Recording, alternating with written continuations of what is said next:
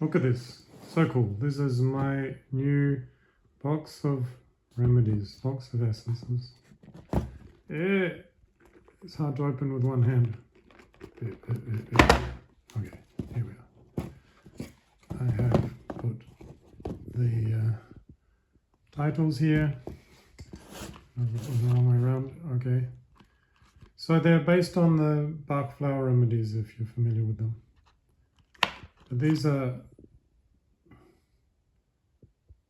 primordial essences, platonic flower essences.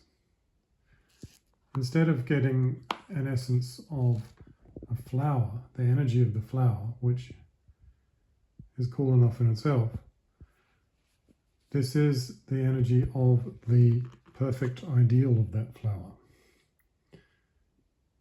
Plato used to talk about how everything exists in perfection only in our ideals, ideas, in another realm, not in this physical realm. In this physical realm, nothing is perfect.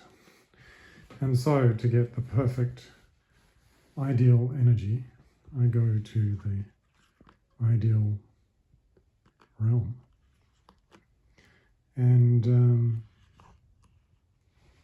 there we find perfect energy. It's kind of a meditation process, and it developed to some extent because I was sort of lazy. So it's, you can spend some hours or days making up a remedy from flowers, or I can just meditate for a couple of minutes, find the energy connected in there. Of course, that's only possible because I had a lot of experience working with these things. You don't do that at the beginning. You need some kind of something to latch onto in order to create that energy. It can be a mantra, or it can be a flower, or whatever it is. And then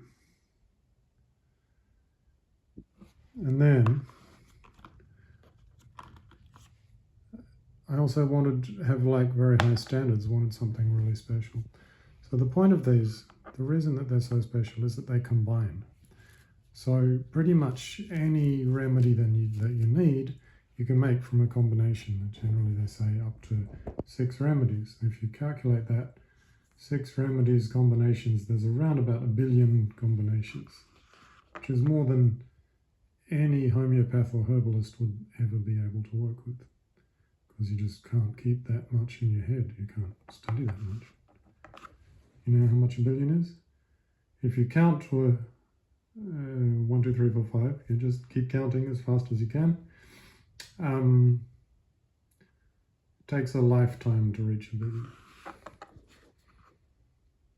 So I got these things, and you put them together in really interesting ways. So these two, wild oat is for knowing your life direction, your career direction, and rock water is for trying to be a perfectionist and be a perfect person. And so together they make the energy for how to be successful as a star performer energy in wealth dynamics, the kind of person who is very charismatic and leads by their impression and their presence. And I can make and there are other combinations for other kinds of people. If we take both of these away and we put them in the right place, and then I bring out another example. If we take Star of Bethlehem and Sweet Chestnut. So Star of Bethlehem is for shock. You're kind of taken out of your body with shock, and it helps you to recover, strengthen your aura. Sweet Chestnut is for absolute despair when you feel like there is nothing worth living for. So to understand this, you have to think of what's the opposite. What's the opposite of shock, and what's the opposite of despair? This is a kind of protection, and a kind of loving joy. So if you put them together, this is energy clearing. This creates a protected environment with perfect, beautiful, loving energy. And this you can actually make up into a spray bottle and you can spray around the house, purify the energies. And you can, of course, make other remedies that are for physical conditions as well. Water violet, that's in the wrong place. Willow is the one I was looking for. You take willow, which is for complaining, feeling like life's not fair, and you add in, say,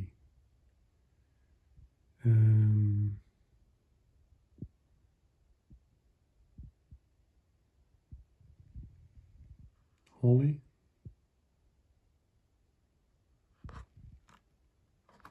which is for anger. Then you have a treatment for somebody who is a kind of aggressive person by nature and helps them in their overall healing. If we take the willow away, willow here, and we put in agrimony, which is for pretending that everything's okay but actually suffering on the inside, then we have something that would work quite well for burns.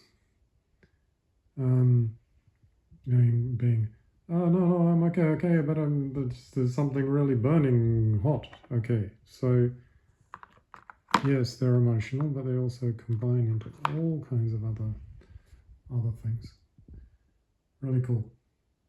And one of the coolest things is that they don't tend to create much of a healing process. They're very positive, nurturing healing process, a breakthrough that doesn't hurt very much. Some of my other techniques that I've used, I work with Bowen therapy sometimes. Bowen therapy is brilliant for breakthroughs, but it's very unpleasant in the healing process. The actual treatment is quite pleasant, but the healing process in the week after the treatment is really pushing you to deal with your stuff in a way that is not pleasant at all. These are much nicer. And combine the two together, it's quite good.